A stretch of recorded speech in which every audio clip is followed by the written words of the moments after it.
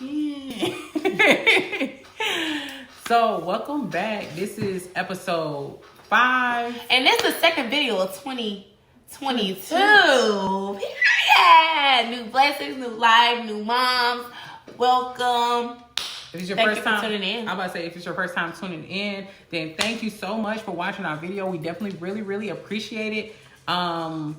If you aren't already following us, and obviously if you're new, then follow us on social media at The Real Moms of Atlanta _. And I'm Des. This is Kay. You can follow me on Instagram at The Renaissance Mom _. And you gotta say yours. __ the real KK __. And I'm the real. I'm in the real of the get. Okay. So, today we're gonna talk about, this video is going to be about C-section versus vaginal delivery. I had a vaginal delivery and Des had a C-section. So we'll be talking to you about some tips and some tricks. Maybe a couple things you should have kind of recovering, how we felt during and after, and just, you know, what you can kind of expect. Like we always say, we are not doctors. We are not private care physicians. We ain't on no clinic. We ain't wrote no book about medical terms and terminology, but we can give you our experience. Hopefully you learned something from this. Learn something from this. And you take it and apply it to your life. If it don't apply to you, that's fine. If it do apply to you, that's fine. If you can help a fellow friend, tag a mom, tag a dad, and help somebody out. Like, just spread the word. We speaking real facts. Yeah, true. Real moms, real advice, real life. I think sometimes people might tune into our either our podcast or actually, our YouTube video and see that, obviously it's called The Real Moms of Atlanta, but the thing is, it's nice to have like dads educated on these things as well, because sometimes they don't really know how they can help the mother out by being by knowing that information. So, information is power.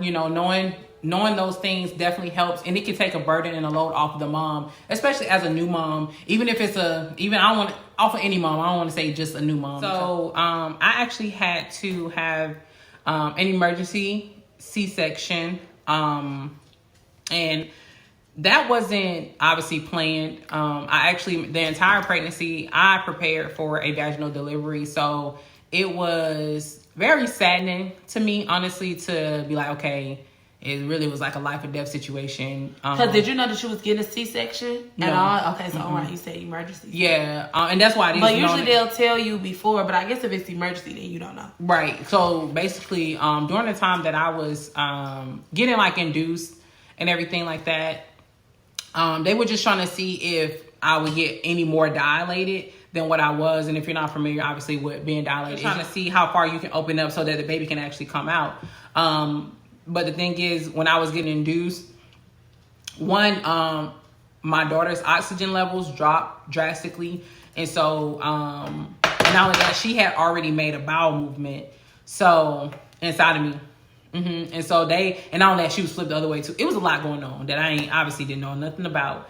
And so it's like they gave me like 15 minutes to like take off all jewelry, piercings, so like tongue, if I had, ears, everything. Nose, I have a lot of piercings, y'all, so. But if I said, in order to do all of that stuff, and like I literally had to do that in 15 minutes, but it was so crazy for me because, like I said, my entire pregnancy, I was so just like, oh my God, I can't wait to give birth. I'm going to do natural, this and that. No, I got that shot in my back. In real life. Lord, I'm blanking on all the terms for everything. The epidural, yeah. Y'all, that's how you know I want to have another baby. Anyway. No!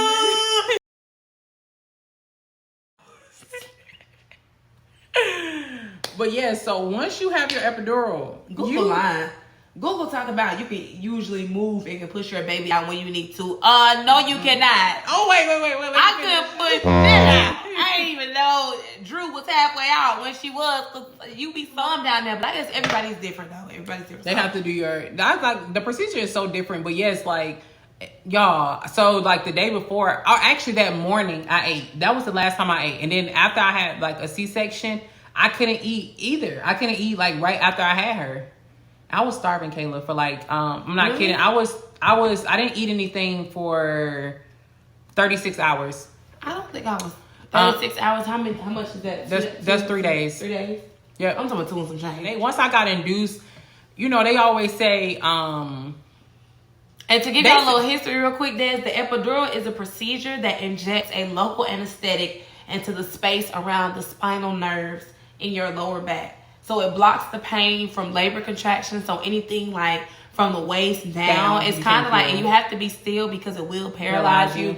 And we'll get into my story, but you know, of course, you know, the epidural, like once you get that, it's like you can feel nothing. And I'm gonna tell y'all something that I didn't know while I'm thinking about it.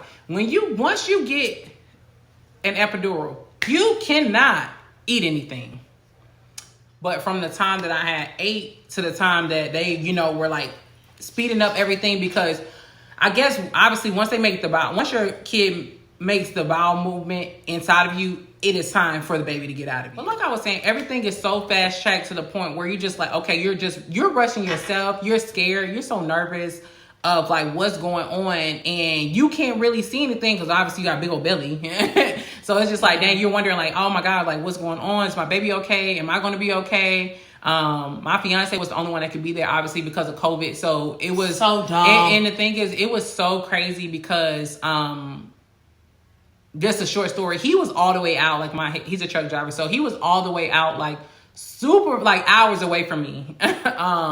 And so he thought I was actually already going into labor when I got admitted. Did he get there in time? Yeah, he did. But I was there for like the day before and like that evening. By yourself? Mm-hmm. It was like really sad, yeah. But it's just so hard, obviously, and a lot of people don't even know that, like having your baby during COVID, especially at the brink of COVID. So when I say everything was like on lockdown, I mean it. But yeah, so like I said, I ended up getting admitted into the hospital, and I'm just kind of like speeding past the story, but I basically end up, my OB sent me to the hospital. She was like, no, you need to go ahead and go over there so they can check everything. I end up getting admitted. They test you for COVID. Of course, like I said, my mother-in-law, she couldn't come in, so my fiance at the time, he's like panicking because he's like, oh my God, you know, my baby's gonna be born. I'm not gonna be there. What's going? Because once you only have one person. Once one person was in, that's it. That's the only person that can come in. So if you giving birth at north side, just know that the rules I think apply to you as well, because you had your baby at north side, mm-hmm. right? Okay, so yeah, so once you go and you check in, they ask you if the person that is with you will be the person that will be staying with you, and you say yay or nay, and then mm-hmm. they give that person a wristband, and they cannot, like, they can only go out one time and come back, and that's it. But right. As far as like leaving the room, they can leave the room, and the moms cannot leave at all. So moms, when you get in your room, make sure you literally have everything you need. And me and Dad will probably do a cool little checklist. Oh yeah, we probably could do a video of where stuff like that people say you need it at the hospital, what you really don't need, what you really don't need nothing. But that's besides the point. Go I was gonna say, and another thing, because I don't know if her husband was with her already when she went and got admitted. He was. Mine wasn't. So basically, my mother-in-law, she had dropped me off at the front, and there's so many different sides of the north side, but there's obviously a labor and delivery side. Yeah. And so she dropped me off on that side. The pink lot. The pink it's lot. Next to the pink lot. They always say that the pink lot. It is next to the pink lot. Yeah. So she dropped me off on that side. They asked for the person's name at the front desk and say, hey, if that person is not with you already, who's going to be coming? I'm like, hey, that's my fiance. He's going to be here at this time. You have to leave their name. Once they get there, they have to be able to check in. And basically like what Kayla was saying, once you're in there, you're in there. He ain't doing no work. Right. I'm doing the pushing. Literally, right, the only thing I ate was chicken tenders. You know, the crazy part is what I was telling somebody. So now they were so good. No, they were so good. You like you fantasizing about them. Them jumps was good. Them chicken tenders. That's all I used to eat. Y'all, okay, I'm not gonna lie. Back when I had my baby, I was not a vegetarian. That mean Queen not really a vegan though. She is, because she just came into the world. Yeah, she is. While she was in the belly and you was eating, she was eating anything. Well, no, because at the beginning I was vegetarian. I was still eating that way, but like towards the end of my pregnancy, or like, because I told you guys I wasn't really eating anything, but towards like the middle to like end of my pregnancy, my doctor was like, okay, well, you need to be eating something, you know, to pick up weight. And I wasn't really eating anything. And then next, you know, I started having cravings out of nowhere. So And at that time I was vegetarian, but I just wanted Chick-fil-A breakfast all the time, y'all. Yeah, so basically, that's just kind of what to be expected. Once the internet. Now the thing is, you can still go to not your spouse. They can go out and like go get you food and all of that stuff. And the thing is, the crazy part to me was when I got there to the hospital, they tested me for COVID. When my fiance finally arrived, they did not test him. They did? They did not know. They said, I asked him, I said, did they give you a COVID test? He's like, no. They was like, hey, have you had any symptoms, X, Y, and Z? That was it. And they gave him a mask. And he was there. Not me.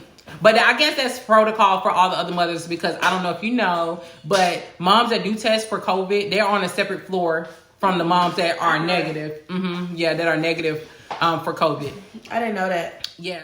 Like I'm saying, that's kind of just to give you the story leading up to kind of what to expect once you get admitted in, because that's something that sometimes people don't really know. But I think we might do another video on that just so we can go a little bit more in depth of what to expect from that. But anyway, yeah, so everything was so fast tracked for the procedure. You fill out a paper prior to you even having birth, and they ask you, hey, do you want to have a vaginal delivery or do you want to have a scheduled C-section delivery? And why are you asking me that dumbass? And I think what you think I want to have? You think I want you to cut me open? Some moms actually, if they're like a mom who already have kids, some moms because prefer I've to have people a C-section. tell me like, "Oh, a C-section is so easy." No, and the thing like, is, I think it's like I said again. This is my favorite saying: different strokes for different folks. Because the thing is, once I had my C-section, it was so much other stuff going on in like personal life. Was the healing bad? The healing, yeah, the healing was terrible. I was basically like family stuff came up. My fiance had to actually go back and drive when he was supposed to be off for like 2 weeks.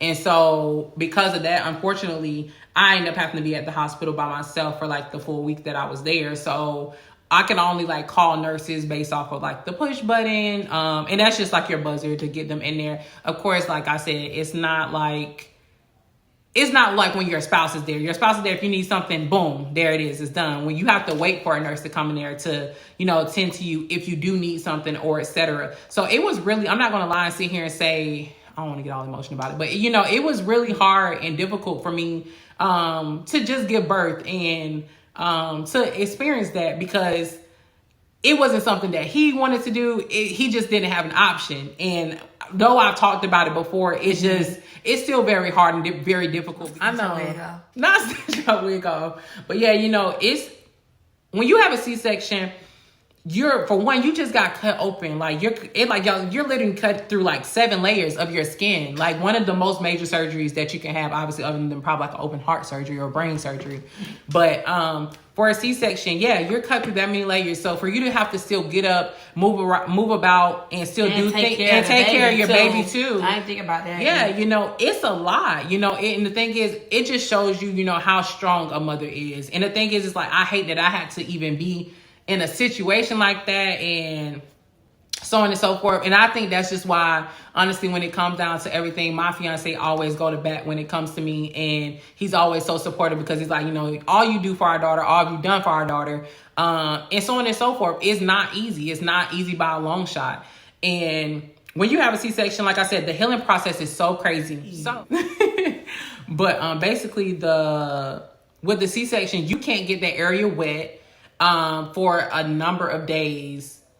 Like basically when you bathe, you have to bathe around it. So it's literally like a whole little, it's gauze, stitches too, right? Stitches. So basically when you go back to for like your checkups, like you have like your 6 week, but then you have one like a week after you have your baby, if I'm not mistaken. And then you have another one, like you have like a couple appointments in increments of you just having your baby. Like your baby is scheduled for like their first doctor's visit, like the week after they're born. Like once you get out of the hospital, it's like actually it wasn't even a week, it was a couple days. And how are you supposed to go somewhere after a week if you don't have nobody there with you? Exactly. And you have to get up and do all that, get the baby ready, and come a week after, right. You are nowhere near healed. Right. And so I end up actually staying at my in-laws and his grandma, thankfully. Shout out to you, grandma. But yes, shout out to Dad's grandma-in-law. Basically, yeah. But yeah, so she was, when I say an amazing help when it came to Queen. from, you know, just making sure that I was okay, making sure that I was eating. And it was days where I could be like okay and like kind of fine. And I thought, y'all, I'm not even gonna cap before I even get into this. I thought I was gonna just go back to our place and just be like, okay. And we stayed on like the top floor, and of course everything was already set up. So I already had prepared for my baby to come home and for us to be home, obviously with my fiance there. And so it's like everything that I needed was there. So of course I had to go back to the house and go get all this stuff so I could stay at my in-laws, because the thing is, once you have a C-section, you cannot go up and down steps, because you can, for one, rip your stitching, which will make the process take even longer for you to heal. That's a lot going on. Yep. But yeah, so basically, so you have to do all of that. You have to make sure you don't get the area wet. You're not supposed to be going up and down steps. Obviously, you still want to shower. I'm trying to think what else. You have to make sure you you basically have to pat that area dry if it gets like moist. You do get pain medication as well. But yeah, so it's just so much stuff that you want to just kind of prepare yourself for, mentally, physically, because having a C-section, I know people try to make it seem like, especially on media, like I always see on the media like, oh, having a C-section delivery is just so easy and it's just, oh my God. No, it is really not. You know, it is so painful. It is like your body is strained. For me, I speak from obviously personal experience. I'm not gonna sit here and say that everybody's C-section experience would be that way. But it is tough. It is tough. I think a baby coming out of your period is tough, but there's some pros. It's not really like a super pro of a C-section, but it definitely does help the moms in a dire emergency situation. If something is going wrong, most of the time they can check the amniotic fluid, so the fluid that surrounds your baby during pregnancy, they can check that, and the lower it gets, the more the baby needs to come out, because it can't, you know what I'm saying, could survive in there kind of without it. But a C-section could definitely help moms who are going through like severe life changes or difficulties. And also I think it's less likely for you to get like pelvic disengagement, which can happen to doing vaginal delivery. Yeah, where your pelvic shelf, you know, splits. We want to definitely inform you of like how the experience is and like basically what to expect. And even though I was one of those moms that like always said, hey, I want to expect the unexpected, it was one of those things that I didn't do any research on. So if you're a mom, I would say if you're an expectant mom or a mom that's planning to get pregnant soon, I would definitely just look at all the options for everything, because I was just like, I'm gonna do a water birth and I'm gonna have a baby natural, and you do be like that though. And the thing is, it was like that's what I really, really wanted. And the thing is, so many circumstances come into play, and that could change that narrative for you. So you just want to plan for your day. It's like your big day of like giving birth and becoming a mom, and go through a C-section process, right, and learning to adjust. Right. And heal with the new baby, and having to take care of a baby and still be mobile or not mobile. Especially if you don't have and I would say even especially if you don't have like, you know, a spouse there, like how Kayla and myself do. If you have like family or something that can definitely help out, then get that help that you need. And I'm just telling you that because, for one, you know, having a C-section was definitely a life-changing experience for me, and I'm grateful I'm grateful for my village. I'm grateful, so grateful for for my fiance's grandmother, because she definitely helped out. When I say tremendously, words can never describe. No amount of money or anything could ever repay her for all she did to help me during the time when I was like healing, and even helping with my daughter, you know, throughout the entire days. And you know, we were there. I was there at his at my in-laws for like over a month to heal properly. Yep. I could never. But yeah, so it was just like I said, it was just something that I was grateful to even be able to do that, because some moms, after they have their babies, they have to like go back to work, and you know, I couldn't even imagine having to do that. So yes, I'm more than I always thank God. I'm so blessed, honestly. I really am.